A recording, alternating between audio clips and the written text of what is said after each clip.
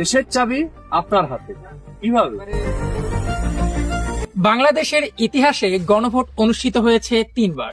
প্রথম গণভোট 1977, দ্বিতীয় গণভোট 1985, তৃতীয় গণভোট 1991। সুদীর্ঘ 35 বছর পর অনুষ্ঠিত হতে যাচ্ছে চতুর্থ গণভোট। কি থাকছে চতুর্থ গণভোটে, চলেন জেনে আসি। কথিত আছে, যারা গণভোটে বিশ্বাস করে না তারা গণতন্ত্রকে সম্মান করে না। এবারের গণভোট জুলাই সনদের 84টি প্রস্তাবের ভিত্তিতে অনুষ্ঠিত হবে।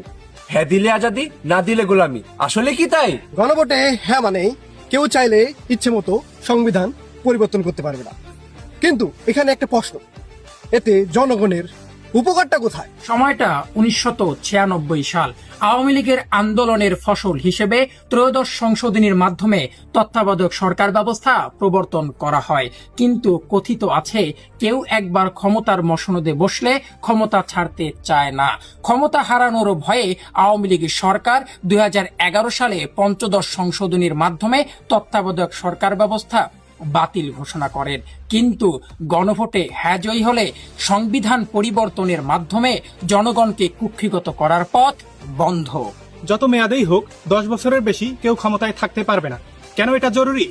ক্ষমতা দীর্ঘদিন এক হাতে থাকলে স্বৈরাচারী হওয়ার মনোভাব থাকে, যা বিগত সরকারের আমলে আমরা প্রত্যক্ষ করেছি। গণভোটে হ্যাঁ মানে একই সাথে এক ব্যক্তি দলীয় প্রধান ও প্রধানমন্ত্রী হতে পারবে না। গণভোটে হ্যাঁ মানে নারী প্রতিনিধিত্ব পর্যায়ক্রমে বাড়বে।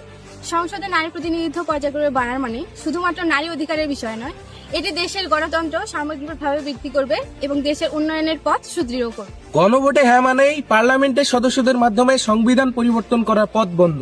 গণভোটে হ্যাঁ মানে আমাদের মৌলিক অধিকারের সংখ্যা বাড়বে, যেমন সরকার চাইলে কখনো ইন্টারনেট সেবা বন্ধ করতে পারবে না।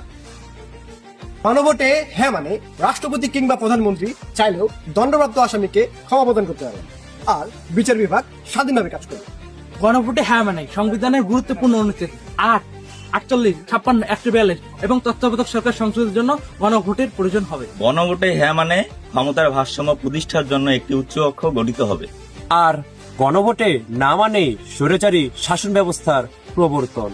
গণভোটে হ্যাঁ মানে উচ্চকক্ষে সর্বস্তরের রাজনৈতিক দলের অংশগ্রহণের সুযোগ। গণভোটে হ্যাঁ মানে বিচার বিভাগের স্বাধীনতা। নতুন বাংলাদেশ বিনির্মাণে দেশের চাবি আমরা গণভোটে হ্যাঁ দিচ্ছি।